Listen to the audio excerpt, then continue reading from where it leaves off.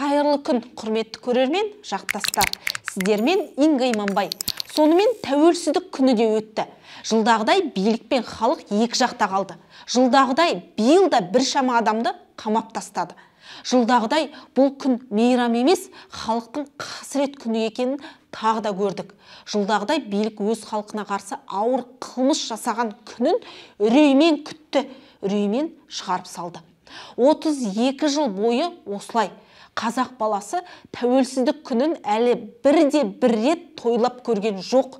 Тәуелсіздігіміз бақытымыз емес, қайғымызға айналды. Назарбаевтардың 1986 жылғы да, 2011 жылғы да қылмыстары әлі күнге ашылған жоқ. Әлі күнге бұл қырғындарды кімнің ұйымдастырғаны белгісіз.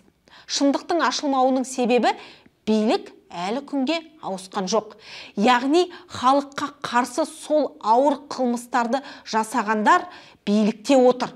Жай отырған жоқ. Желтоқсаннан бөлек қаңтарды да қанға бояп үлгерді. Тіпті бүкіл календарды қанға бояп тастаудан тайынбайтындарын жасырмайды. Ал біз, Қазақстан халқы, қазақ баласы шынымен де тәуелсіз мемлекеттің азаматтарымыз ба? Кім тәуелсіз елдің еркін ұл қыздары боп, алаңға шығып, өз құқын талап ете алады? Кім тәуелсіз журналистік қызмет жасап, тәуелсіз зерттеулер жүргізе алады? Кім тәуелсіз мемлекеттің азаматы ретінде өз ана тілін, ресми мемлекеттік тілді еркін де кең қолдана алады? Кім тәуелсіз азамат ретінде сайлауға түсіп, болмаса өз қалаған адамды сайлай алады? Сот тәуелсіз бе? Парламент ше? Мұндай сұрақтарды тізіп қоя беруге болады.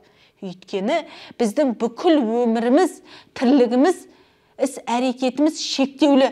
Шектеп отырған биліктің өзі дербес, тәуелсіз саясат жүргізіп отыр ма? Жоқ. Қазір Тоқаев басқарып отырған Назарбаев билігі Кремльдің вассалы екенін әлдеқашан-ақ дәлелдеп қойған. Қазір тіптен ашық кетті. Мысалы, жақында ғана Ресейдің Роскомнадзор деген жазалаушы органы Қазақстанның бірнеше сайтына ескерту жасап, бұғаттап тастайтындарын мәлімдеді. Масқара!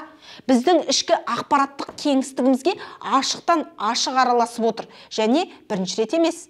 Ал Қазақстандағы профильді министрлік ше? Үнсіз, түк болмағандай бірде-бір түсінік те бермеді. Роскомнадзорға қарсы да шықпады.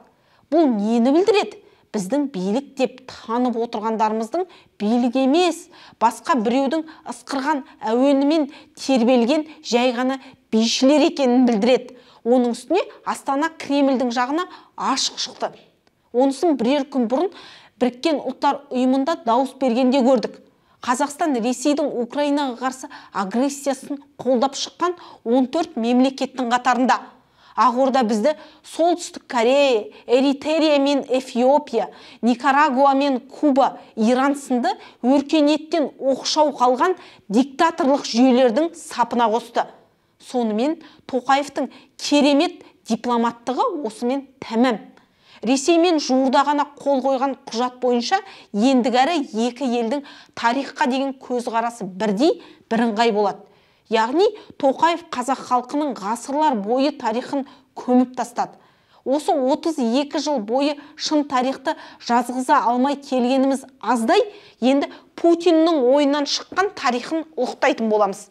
Яғни билік Кремльдегілердің Қазақстан деген мемлекет тарихта болған емес дегенін мойындап отыр. Енді бәрімізге мойындатуға кіріседі. Ол басталып та кетті. Бородавкиннің айтқаны естеріңізде болар. Ол біздің халықты бекер ұлтшыл деп айыптаған жоқ қой. Билік болса аузын аша алмай отыр. Өйткені жаңа айттым, жай бишілер ғана. Ресейдің Украина еліне қарсы агрессиясы да осылайша басталған болатын. Мәскеу ең алдымен Украина халқын өзіне еш қарсылықсыз жығып беретін коллаборанттар дайындаған болатын. Әрине ойланғаны болмай қалды. Бірақ Қазақстанға қатысты да сол тактиканы ұстанып отыр. Бұл жолы мүлт кетпейміз деген сенімдері болар. Ал өткен аптада Ресейге қарсы санкциялардың 9-шы пакетін қабылдаған Европарламент Европада Ресейдің пропагандалық телеарналарын көрсетуге тыйым салды. қауіптің қайдан келетінін түсініп отыр. Өйткені бұл елдерде көптеген бас көтермеген ұлтшыл, әсіре оңшылдар күшейе бастады. Олардың қолтығын су бүркеп отырған Мәскеу екенін де біліп отыр. Ал Қазақстан билігі үшін Ресейдің үгіт насихаты қауіп емес. Мен өткен жолы Ресейдің телеарналары Қазақстанда тарау үшін ақшаны біздің үкіметтің өзі бөліп отырғанын айтқанмын. Ресейге қарсы жазған бірнеше блогердің де сотталып кеткені бар. Мәскеу бәрін біздегілердің қолымен жүзеге асырып жатыр. Яғни ішкі саясатта басқасы да Мәскеудің дегенімен жүре бастады. Яғни Назарбаев, Тоқаевтар елді жығып берді. Ал Ресей Думасы болса, бөтен елдерде соғыс қимылдарына қатысқан жауынгерлерді қандай қылмыс жасаса да еліне қайтқанда ешқандай да жауапқа тартылмайтын туралы заң қабылдады. Яғни өз әскерінің қылмысқа қымсынбай баруына жол ашып беріп отыр. Европарламент жаңағы санкциялардан бөлек Украинадағы ашаршылықты, яғни Голодоморды геноцид деп мойындады. Талай жылдан бері Ресей қарсы болып, 30-шы жылдардағы зұлматқа саяси баға бере алмай келген болатын. Енді большевиктердің ол қылмысын бүкіл әлем мойындап отыр. Ал біздің ашаршылық ше?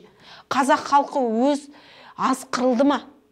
Ол зұлматта Мәскеудің қолы емес пе еді? Бірнеше жыл бұрын Жанболат деректі фильм түсіріп, оны көрсеткенде Алматы кинотеатрларында аншылық болған. Халықтың шындықты білгісі келетінін көргенбіз. Жанболат әрі де жалғастырмақшы еді, билік оны еш мұрағатқа кіргізбей тастады. Барынша кедергі қойды. Мәскеуден қорыққаны. Тоқаев болса, тарихқа Ресеймен ортақ бір тұтас көзқарасымыз болады дейді. Яғни, мұның кезінде тарихымыз одан әрі де бұрмалана түседі. Америкалықтар болса, термоядролық энергияны бағындырғандарын жариялады. Ол ең таза энергия көзі, аса қуатты энергия. Демек, болашақ 10 шақты жылда мұнай мен газды, көмірді отын ретінде жағуды мүлдем тиямыз. Соған қарағанда қазақ баласы ата-бабасынан қалған жер байлығы мұнай мен газдың қызығын көрмей кететін сияқты. Жанболат толық ақталсын. Егер сіз де соны қаласаңыз, тілесеңіз, осы видеоны таратыңыз, лайк басыңыз, пікір жазыңыз.